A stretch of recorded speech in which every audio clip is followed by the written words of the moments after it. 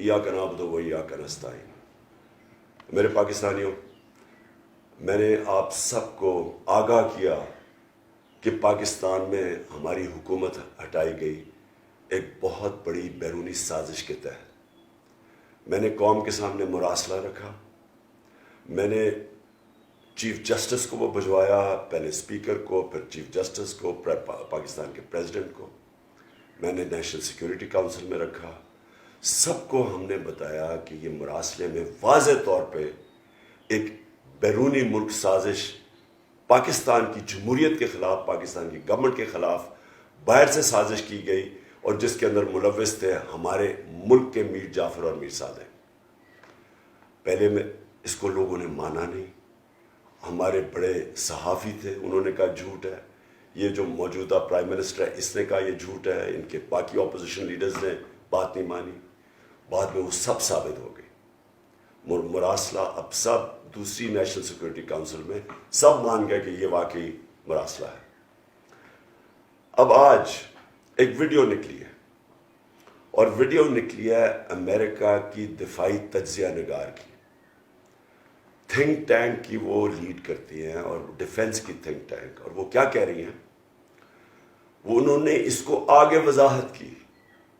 उनकी जो आप अगर वो उनकी जो वीडियो देखें तो वो क्या रही है, वो कह रही है कि पाकिस्तान का प्राइम मिनिस्टर को हमने इसलिए हटाया क्योंकि वो आज़ाद फॉरेन पॉलिसी चलाने की कोशिश कर रहा था, वो न्यूट्रल रहने की कोशिश कर रहा था रूस और यूक्रेन की जंग में, और वो अपने ताल्लुकात बढ़ा रहा था चाइना से, और वो रूस से तजारत की बात कर रहा था जिससे पाकिस्तान को फ़ायदा होना था।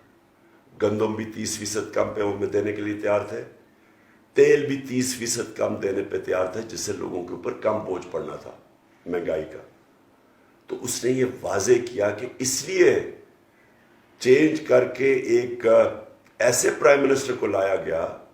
उसने कहा कि चेंज इसलिए किया कि ये जो प्राइम मिनिस्टर है अब ये इनकी सारी बातें मानेगा। यानी कि बातें क्या मानेगा कि ये पाकिस्तान के मफादात को कुर्बान करेगा अमेरिकी फॉरेन पॉलिसी के लिए। सो ये न्यूट्रल भी नहीं रह सकेंगे आप, इनको उसका हिस्सा बनना पड़ेगा, इनको चाइना से भी महदूद करने पड़ेंगे अपने ताल्लुकात, और रूस से कोई तजारत नहीं करेंगे। तो ये एक एजेंडा पे आए हैं, इसको ये कहते हैं साजिश की वजह से इसको ऊपर बैठाया गया एक करप्ट तरीन आदमी को, जिसके खानदान के ऊपर 40 अरब रुपए के केसेस है, जो मैंने कल वाइट पेपर दिया है। नैब के अंदर केसेस है, इनके एफआई में केसेस है, और कन्विक्शंस भी हो चुकी हैं इस 40 अरब में। इनको इसलिए लाया गया कि अब ये सारी इनकी बातें मानेंगे, और बातें मानेंगे पाकिस्तान के हमारे मफादात के खिलाफ। जिस तरह के वॉर ऑन टेरर में पाकिस्तान ने उस पर शिरकत की जब अमेरिका ने धमकी दी। अमेरिका की जंग में हमने शिरकत करके 80,000 अपने लोगों को कुर्बान किया, मुल्क की तबाही की, कबायली इलाके की तबाही की। हमें 400 ड्रोन अटैक करवाए अपने लोगों पे। उससे पाकिस्तान को क्या फ़ायदा हुआ वो सब आप जानते हैं, लेकिन हमने सारा किया किसी और मुल्क के फ़ायदे के लिए। हम फिर उस तरफ जा रहे हैं, और इसीलिए ये रिजीम चेंज की गई थी। मैंने जिस तरह मैंने कहा चीफ जस्टिस साहब को लेटर लिखा हुआ है, मैंने प्रेसिडेंट साहब को लेटर लिखा हुआ है, इसके ऊपर तहकीकात करनी चाहिए। अगर हमने इस वक्त इस साजिश को एक्सपोज ना किया, इसमें एक कमीशन, एक ओपन हेयरिंग, मैं फिर से रिपीट करता हूँ, ओपन हेयरिंग होनी चाहिए सुप्रीम कोर्ट के अंदर इस कमीशन की। अगर हमने ये ना की, कोई पाकिस्तान का प्राइम मिनिस्टर अपने मुल्क की मफादात की हिफाजत नहीं करेगा, वो अपने मुल्क को किसी और मुल्क के लिए कुर्बान करेगा।